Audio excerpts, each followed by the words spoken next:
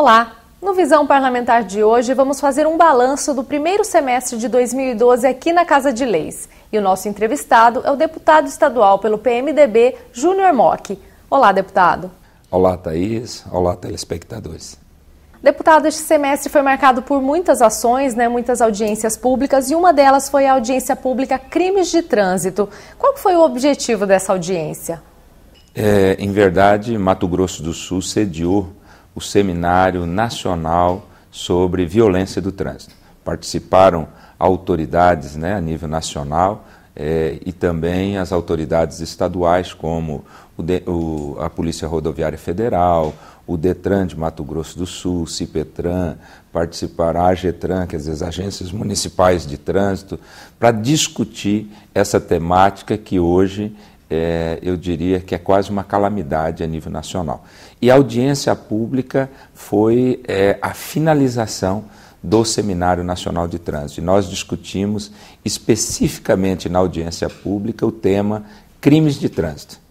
Quais são os crimes mais frequentes que ocorrem no trânsito, quais são as suas causas, e da audiência pública o interessante é que muitas medidas, muitas sugestões foram apresentadas para encaminhamento a posteriori. As grandes causas dos acidentes de trânsito foram identificadas como sendo o excesso de velocidade, o consumo excessivo de bebida alcoólica ou alcoolemia no trânsito e a questão relacionada às motocicletas. Essas são as três grandes causas de acidentes de trânsito no país e que interfere de forma significativa em outras áreas, em especial na questão da saúde. Tivemos uma informação que é importante dos cerca de 11 milhões do orçamento, por exemplo, da Santa Casa de Campo Grande, hoje, quase que 60% é gasto no setor de politraumatismo, ou seja, no setor em que a maior parte das vítimas, 90% das vítimas que lá chegam, são oriundas ou chegam lá por conta de terem se envolvido em algum tipo de acidente de trânsito. Portanto, nós temos que dar ênfase, nós temos que priorizar essa questão. E algumas ações, por exemplo, desde o ano de 96, que foi aprovada uma lei a nível federal, está proibida na televisão e nos grandes meios, nas grandes mídias, a veiculação de propaganda do cigarro, de propaganda que incentive o consumo de cigarro. Infelizmente, nessa mesma lei, que tinha também a proibição da veiculação do álcool, houve uma emenda para apenas proibir a veiculação de bebida alcoólica cuja gradação do teor alcoólico seja superior a 13%. Com isso, tirou fora grande parte das bebidas que são consumidas normalmente no país. Então, uma das propostas é que se encaminhasse ao Congresso Nacional a proposta de que o mesmo tratamento dado ao cigarro seja dado à bebida alcoólica. Ou seja, a mesma proibição que teve seja também a bebida alcoólica, principalmente em relação à cerveja.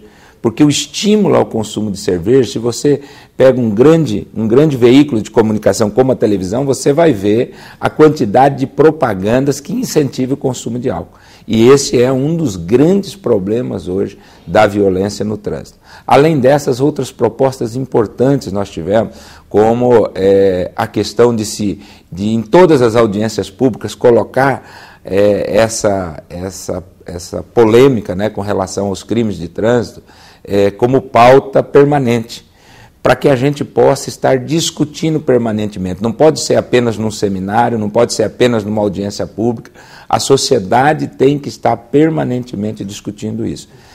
Foi apresentado durante a audiência pública alguns dados interessantíssimos. A Austrália, ela fez um estilo de propaganda impactante em relação ao consumo da bebida alcoólica e o trânsito. Nos últimos 10 anos que nós temos dados estatísticos, a Austrália reduziu em mais de 50% os seus acidentes de trânsito. Então, uma das propostas que surgiram também, que nós tenhamos uma propaganda mais impactante, que nós tenhamos, por exemplo, a criação de um fundo que todas as empresas que fabricam a bebida alcoólica, elas possam destinar parte dos recursos para o fundo, para que esses recursos sejam revertidos em toda uma ação de prevenção, né, e de combate ao consumo de bebida alcoólica. Só para que você tenha ideia, algumas das propostas importantes e interessantes que surgiram na audiência pública, e a partir daí nós então estamos trabalhando nesse sentido, indo para as escolas, falando a respeito da questão dos crimes de trânsito e também fazendo com que outras autoridades, outros segmentos da sociedade abracem esta causa. Apresentamos para a regional da CNBB, da Conferência Nacional dos Bispos do Brasil, a região Centro-Oeste, para que essa seja uma causa que a igreja também assuma junto com a gente. Apresentamos para a OAB, para que a OAB também, a nível nacional, possa assumir essa causa, para que a gente realmente crie um grande movimento a nível nacional, para que a gente possa enfrentar essa problemática dos crimes de trânsito. Deputado, um outro assunto que também foi debatido em audiência pública foi o enfrentamento das violências contra a pessoa idosa em Mato Grosso do Sul. Que resultados foram alcançados? O idoso, eu tenho, desde o primeiro mandato, né, eu tenho tido uma grande parceria com o Conselho Estadual em defesa do idoso. Sou hoje o propositor e o coordenador da Frente Parlamentar em defesa dos direitos da pessoa idosa. E a audiência foi feita também com um objetivo específico. Dia 15 de junho se comemorou o Dia Internacional de Combate à Violência contra a Pessoa Idosa.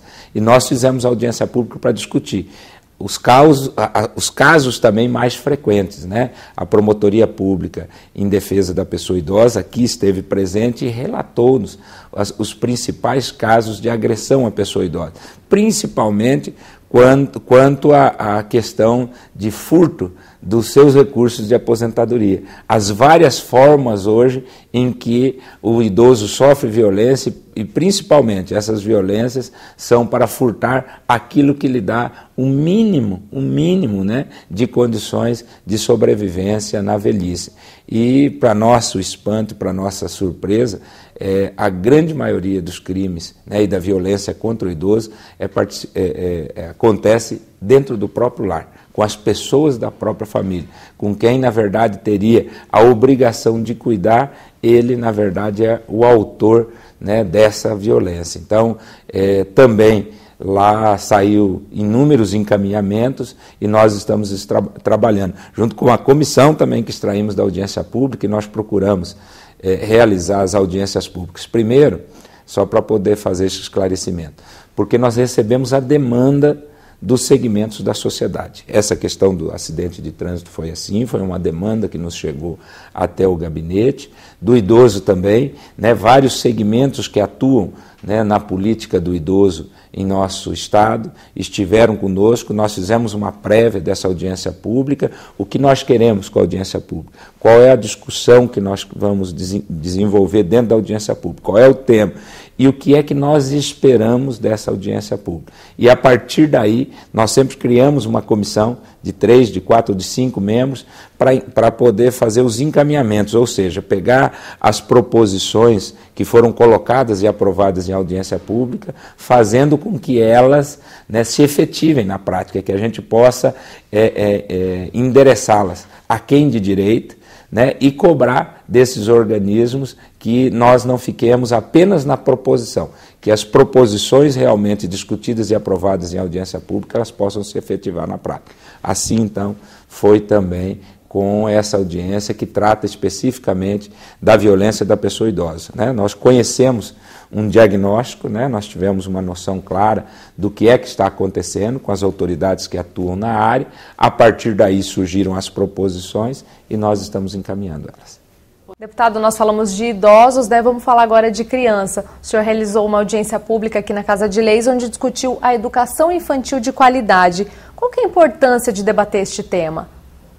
É outra questão, eu tenho também, né, me dedicado muito, eu brinco que sou hoje o deputado da educação infantil no Estado. É a fase, na verdade, mais importante, né, da aquisição dos valores, né, do ser humano, do indivíduo, é aquela fase em que ele está inserido no que nós chamamos de educação infantil. E nessa audiência pública nós tivemos um tema, a preocupação com a escolarização precoce, a preocupação com uma proposição no Plano Nacional de Educação que prevê a partir de 2016 a redução da idade para início da idade escolar das crianças, ou seja, a partir de 2016, no Plano Nacional da Educação, está consignado que as crianças, a partir dos 4 anos de idade, já poderão se matricular no ensino regular. Então você, na verdade, faz com que as nossas crianças percam uma fase importante e fundamental na sua vida. Principalmente, você retira da criança um direito inalienável, né, um direito dela, que é o direito de brincar. Então, a preocupação de todas as instituições, principalmente de um grande movimento que tem a nível nacional, que se chama Aliança pela Infância, né, que aqui no Mato Grosso do Sul, esse movimento é muito forte, né, liderados por professores da Universidade Federal, e esse movimento solicitou-nos que nós propuséssemos audiência pública e que nós extraíssemos da audiência pública um documento demonstrando a preocupação daqueles que militam nessa área, mas acima de tudo também apresentando propostas para melhoria da qualidade da educação infantil. Isso é importante. Nós não podemos entender que os centros de educação infantil seja apenas um depósito de criança em que o pai tem que deixar, porque ele não tem condições de pagar, né, uma babá, alguém para cuidar dos seus filhos, ele vai lá, entrega a criança e não tem um acompanhamento e nós não tenhamos, na verdade, uma qualificação,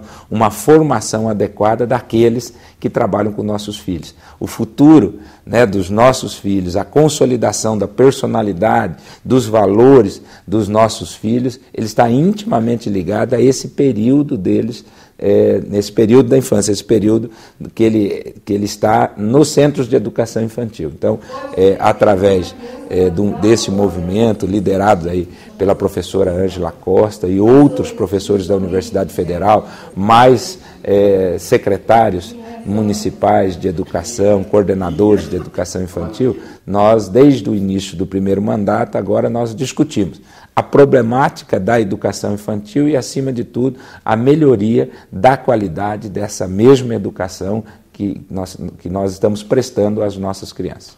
Este semestre, o senhor presidiu 2 audiências públicas onde mostrou, fez a prestação de contas dos poderes. Qual que é a importância de mostrar para a população estes gastos? A Lei de Responsabilidade Fiscal, ela estabelece a obrigatoriedade, né, do Poder Executivo e dos demais poderes a cada 4 meses, né, ou seja, em 3 oportunidades no ano, que eles demonstrem o cumprimento das metas fiscais. O que significa isso? Quando se aprova o orçamento aqui na Assembleia Legislativa, normalmente no final do ano, você faz uma previsão orçamentária ao longo de todo o ano seguinte. Então, você tem uma previsão de receita e você tem também, dentro do orçamento, uma previsão das despesas, o que você vai gastar. O relatório que se faz a cada 4 meses, a Comissão de Execução Orçamentária da Assembleia, a qual eu presido, nós chamamos para casa os representantes dos poderes constituídos, quem seja, a Assembleia Legislativa, o Poder Executivo, né, o Poder Judiciário, que é o Tribunal de Justiça, o Tribunal de Contas, o Ministério Público e a Defensoria Pública. Por quê? Porque são aqueles que também têm orçamento próprio, porque recebem dos recursos arrecadados uma parcela daquilo que o Executivo arrecada, ele repassa para os poderes. Esses poderes também, dentro desses recursos que eles recebem, que é os chamados duodécimo de cada um dos poderes, né, porque são 12 parcelas anuais, eles têm que fazer a previsão dentro desse orçamento, da sua receita e também das suas despesas. Então, a cada 4 meses, nós avaliamos o cumprimento das metas. O que é o cumprimento das metas? A lei também estabelece que esses poderes têm limites. Limites de despesa com o pessoal, certo? Outros limites fixados, como despesa de custeio. Então, eles vêm a cada 4 meses, apresentam aqui para casa os valores que receberam ao longo dos últimos 4 meses e apresentam também que estão cumprindo as metas fiscais, aquilo que está estabelecido na Lei de Responsabilidade Fiscal, ao qual eles estão subordinados e não podem descumprir, sob pena de, havendo descumprimento num quadrimestre, ele tem que apresentar, né, para o presidente da comissão quais são as ações que serão tomadas no próximo para corrigir e enquadrar, né, porque quando você fecha o último quadrimestre, que você fechou o ano, você tem que estar enquadrado dentro do percentual estabelecido. Então, em verdade, a audiência pública é para fazer com que haja um monitoramento, né, por parte de quem tem a responsabilidade de fiscalizar, que é o Poder Legislativo, os outros poderes em relação ao que está definido na Lei de Responsabilidade Fiscal. Deputado, o senhor lançou a campanha Acompanhe, Fiscalize e Participe. Quem passa pelas ruas de Campo Grande pode ver outdoors na cidade com essa campanha. Explica para a gente um pouquinho sobre esse trabalho.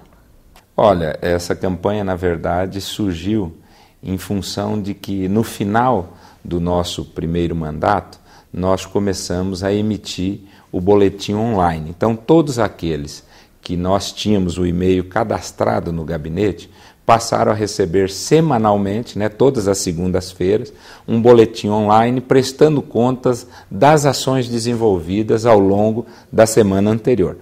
Aí nós resolvemos intensificar isso. Portanto, lançamos essa campanha. Acompanhe, fiscalize e participe, que é uma forma do cidadão acompanhar o seu parlamentar, fiscalizar as suas atividades e, além de tudo, participar, opinando, né, sugerindo e até criticando também. Então, hoje nós já temos cerca de 12 mil e-mails inscritos voluntariamente, são adesões voluntárias, né? São aqueles que a gente diz demanda espontânea, que realmente acessaram o site nosso, que é o www.juniormoc.com.br. Lá no site ele tem um link lá, ele cadastra o e-mail e toda segunda-feira ele vai receber um boletim online. Aí, a partir do momento em que ele lê o boletim, que ele verifica as atividades, ele vai fazer críticas, ele vai elogiar, ele também vai opinar, modificar alguma coisa, enfim. Então, nós achamos que é uma forma, e essa campanha foi com esse intuito, de chamar o cidadão para perceber e para participar do mandato parlamentar, né? Nós passamos, às vezes, 4 anos e o cidadão não sabe efetivamente o que nós fazemos aqui. E, normalmente, a crítica é que nós não fazemos nada. Então, pelo menos, até para que ele possa fazer a crítica das atividades, é importante que ele conheça o trabalho do parlamentar. Então, esse é o grande objetivo dessa campanha e que nós vamos continuar com ela ao longo de todo esse segundo semestre, também no ano que vem, porque o nosso objetivo é ter o maior número possível de pessoas cadastradas recebendo as informações do nosso mandato. É uma forma, então, do senhor ter acesso, um contato mais próximo com a população, né? Com certeza, esse é o grande objetivo, eu entendo, das redes sociais. É aproximar e gerar uma interação com a sociedade. Então, diariamente eu acesso, né, ao Facebook, o fanpage, ali nesse contato que você tem com o cidadão, lhe permite, além da interação, da conversa, da troca de opiniões, você emitir também o seu posicionamento, para que aquele que lhe acompanha, ele tenha exata noção de qual é o seu posicionamento em relação a um assunto de pauta, um assunto importante, um fato importante que ocorreu a nível nacional, a nível estadual, ou um projeto de lei que ele tramita pela casa e o cidadão quer saber efetivamente qual é a sua opinião. Então, acho que nós temos que saber utilizar, né, de forma positiva as redes sociais e, através dela, conseguir gerar realmente essa interação, fazer com que o cidadão possa acompanhar, que ele possa fiscalizar, mas que, acima de tudo, ele possa participar do mandato parlamentar. Um momento muito importante deste semestre, foi o destino das emendas parlamentares, onde cada parlamentar pode fazer o destino de R$800 mil do orçamento, para diversos setores e áreas como educação, saúde. Como que o senhor dividiu esses recursos? Eu tenho como foco, eu divido os meus municípios, aqueles nos quais eu tive o voto da população, eu tive o apoio político da população, por ordem, obviamente, de representação, da importância da minha representação dentro do município. Aí, quando chega no momento de discutir as emendas, eu pego todas aquelas indicações, as solicitações, procuro discutir isso com os prefeitos e com os vereadores que apresentaram a mim as solicitações, e aí eu faço a divisão do meu bolo. Claro que nunca você consegue atender na totalidade. O valor sempre é pequeno, é menor do que as demandas, as solicitações que a sociedade apresenta. Mas eu procuro atender dentro das áreas estabelecidas pelo Estado. Então, nesse ano, por exemplo, eu atendi a 24 municípios, com emendas e ainda uma série de entidades. E eu tenho procurado, além dos recursos das minhas emendas especificamente, fazer uma parceria com parlamentares a nível federal. Eu tive parcerias com o senador Moca para atender o PROERD, que é um programa que eu acho excepcional, um programa importante desenvolvido para a Polícia Militar. Nós conseguimos R$200 mil para atender o PROERD. Conseguimos atender os conselhos tutelares, numa emenda, numa parceria que fizemos com o deputado estadual Edson Giroto, nós conseguimos R$1 milhão para aquisição de veículos para os conselhos tutelares em Mato Grosso do Sul. Vão ser adquiridos cerca de 40 veículos e, obviamente, eu tenho a possibilidade, em função da demanda que me apresentaram os conselheiros tutelares do Estado, de atendê-los nessa reivindicação. Fiz ainda outras 2 parcerias, uma para a aquisição de parques infantis, justamente para os centros de educação infantil, que é uma demanda grande e foi uma solicitação, inclusive, que esteve presente na audiência pública que nós realizamos. E a outra parceria foi para instrumentos musicais, para a implantação de fanfarras nos municípios do nosso estado. Então, além das minhas emendas, eu procuro estabelecer essa parceria com os parlamentares federais, apresentando demandas que surgiram a mim, que os recursos que eu tenho não tem a possibilidade, não são tão grandes o suficiente para atender, então eu procuro desenvolver essa parceria para ampliar o atendimento aos municípios e aos segmentos, às instituições não governamentais. Deputado, a gente também não pode deixar de lembrar 2 projetos importantes de emenda propostos pelo senhor. Quais são eles? Os 2 projetos de emenda constitucional, um deles é uma solicitação antiga e um pleito da Defensoria Pública do Estado de Mato Grosso do Sul. Era uma alteração do texto constitucional que até então, antes da aprovação dessa emenda constitucional, limitava a participação no pleito para defensor público geral, ou seja, para o defensor público de carreira, concorrer ao cargo de defensor público geral, através do voto dos seus colegas, apenas àqueles que estavam no fim da carreira, que tinham um tempo mínimo de exercício na carreira. E houve uma alteração na legislação federal e para que nós pudéssemos estar adequando a nossa Constituição ao texto já da legislação federal, então nós alteramos e agora, para o cidadão que é defensor público de carreira, para concorrer ao cargo de defensor público geral, basta que ele tenha 30 anos e 30 anos de idade, o limite mínimo de idade, e que ele esteja, tenha passado já do estágio probatório, esteja no efetivo exercício da função de defensor público. A outra também é uma solicitação que partiu da ADEPOL, Associação dos Delegados de Polícia, dos próprios delegados, para que os delegados de polícia sejam inseridos, para todos os efeitos, na carreira jurídica do Estado. Então, esse projeto de emenda constitucional ainda está em tramitação, foi aprovado agora em primeira votação, só no 2º semestre nós devemos estar discutindo na comissão de mérito e votando em 2ª votação. Deputado, um projeto de lei importante que o senhor apresentou foi o que altera a distribuição do ICMS ecológico. Qual que é a importância deste projeto? Olha, em verdade esse é um pouco polêmico, mas é um assunto que atende a uma reivindicação e um anseio dos 78 municípios de Mato Grosso do Sul. na distribuição do ICMS entre os municípios, 5% desse valor é chamado ICMS ecológico, é distribuído através de um critério que na lei estabelece que recebem parte dos recursos do ICMS os municípios que tenham dentro do seu território as áreas chamadas de preservação ambiental, áreas de proteção, né, as chamadas APPs e reservas indígenas. Então, havia um anseio, não só dos municípios, mas também em função de todo um levantamento que foi feito pelo Ministério Público, das dificuldades que os municípios do Estado têm hoje em relação à questão do resíduo sólido, né, um nome bonito, mas para falar do lixo, em relação à problemática do lixo, que é não só em relação à coleta, ao transporte do lixo, mas principalmente à disposição final, a ausência de local adequado para você dispor o lixo que é coletado das casas nas cidades. Então, nós alteramos um pouco esse ICMS ecológico para que 30% do valor desse ICMS ecológico, que é um valor significativo, eles sejam distribuídos aos municípios que tenham plano de gerenciamento de resíduos sólidos, aí contemplados a coleta feita de forma correta, o transporte nos caminhões, compactadores, não naquele caminhãozão de lixo, até para proteger aqueles que trabalham também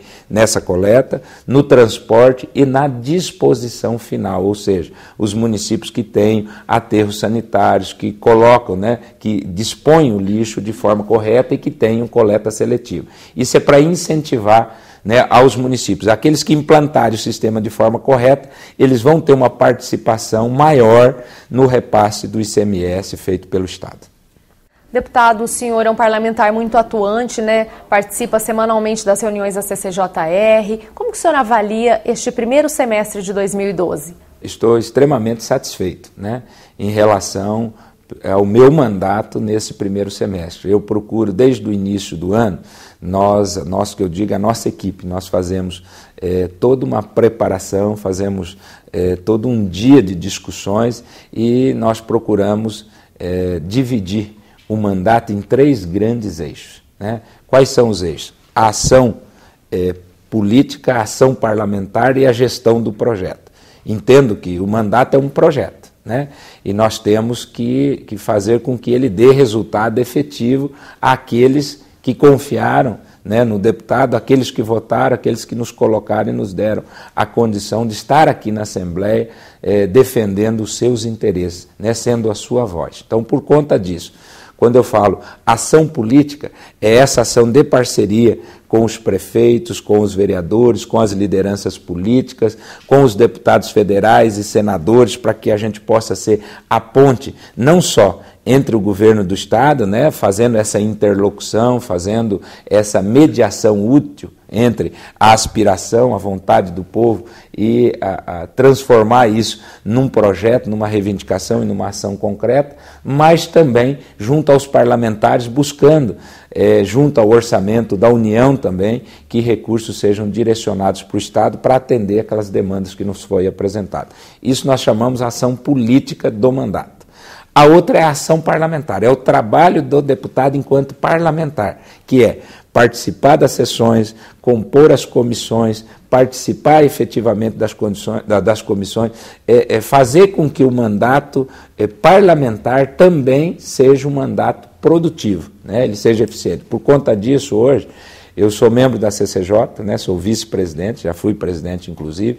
Ela é uma comissão extremamente importante porque todas as matérias que entram na casa passam pela comissão e passa pelo crivo dos membros. Eu não tenho aqui dados agora, mas foram inúmeros os projetos que eu tive que relatar, e isso demanda, né, um estudo muito grande, porque você emite um parecer quanto à constitucionalidade, à legalidade, à juridicidade e também à técnica regimental do projeto. Sou presidente da Comissão de Execução Orçamentária, que acompanha a execução do orçamento, né, dos recursos públicos e a sua aplicação. Sou membro da Comissão de Educação, fizemos inclusive audiência pública nesta casa também no primeiro semestre, em parceria toda a comissão, para discutir o transporte escolar. Sou membro da Comissão de Agricultura, Pecuária, porque é um segmento que eu participo, que é um segmento economicamente importante e fundamental para o nosso Estado. E, além disso, suplente em outras comissões. Fora isso tudo, ainda sou líder do governo. Então, você tem que fazer essa interlocução com os parlamentares, essa articulação no encaminhamento das propostas de interesse do Estado, do governo do Estado. Eu penso que, da minha parte, eu tenho me desdobrado ao máximo, né, para ter um bom desempenho no que eu digo na ação política, na interlocução, no atendimento às demandas que são apresentadas, sem descuidar da ação parlamentar, discutindo os projetos de lei, discutindo as matérias de interesse, realizando as audiências públicas, encaminhando, né, discussões e ações que são fundamentais para a sociedade. E, por último, o outro eixo do mandato que eu chamo é gestão do projeto, é o gerenciamento disso tudo, né? Nós adotamos nesta casa, desde o início, nós fomos construindo, né, um chamado relatório parlamentar. Então, todas as demandas, tanto aqui quanto no meu, tem uma extensão do gabinete em Coxim, que é a minha base principal, e lá atende a região norte, o meu gabinete, abre todos os dias e atende a população. Todas as demandas, nós temos um relatório, que as demandas são apresentadas, elas vêm para cá, nós temos que dar o retorno, nós discutimos mensalmente o que foi atendido, o que não foi, por que não foi, o que é que nós precisamos melhorar para que no outro mês nós sejamos mais eficientes. E o nosso foco nesse primeiro semestre, vai continuar no segundo também, é a eficácia legislativa. Não adianta produzir boas leis se na prática elas não se efetivam. A sociedade não se beneficia do resultado delas. Então, a gente tem procurado pegar as leis que aprovamos, né, e também acompanhar o que é que está faltando, por que essa lei não se efetivou, qual o órgão que nós temos que procurar. É o Ministério Público, para ele garantir nos municípios, é o PROCON, qual é o órgão? Nós temos que ir atrás, exigir dos órgãos e fazer com que aquilo que é aprovado aqui seja na prática garantido esse direito, esse benefício, para que o cidadão entenda a importância do poder legislativo. Senão nós mesmos não contribuímos para o fortalecimento institucional deste, que é o mais importante dos poderes de um regime democrático. E o segundo semestre também será de muito trabalho? Com certeza, embora nós tenhamos a campanha política, mas eu tenho dito sempre, terça, quarta e quinta eu reservo para sessões, né? Aqui, eu vou estar andando para o interior. Segunda, vou estar andando na sexta, visitando, sábado, domingo, à tarde após as sessões, exceto nas terças-feiras que tem a CCJ, porque, embora nós tenhamos a campanha eleitoral, são 2 meses e pouco de campanha eleitoral, mas o parlamento, ele é prioridade. Por quê? Porque os votos que já recebemos é a obrigação que temos. A outra é uma participação, obviamente, como político que somos, nas campanhas municipais, até porque eu sou um municipalista convicto e entendo, né, que a mais importante das eleições são as eleições municipais, porque a autoridade mais próxima do cidadão é o vereador e é o prefeito. E a vida acontece nos municípios. Por conta disso, nós estaremos aí participando ativamente, discutindo e debatendo as propostas dos nossos candidatos. Obrigada, deputado, pela sua participação aqui no Visão Parlamentar. Eu que agradeço, um grande abraço a você e a todos aqueles que neste momento estão nos assistindo. Eu conversei com o deputado estadual pelo PMDB, Júnior Mock. Ele fez um balanço das atividades parlamentares no primeiro semestre de 2012 aqui na Casa de Leis. Obrigada pela sua atenção e até o próximo programa.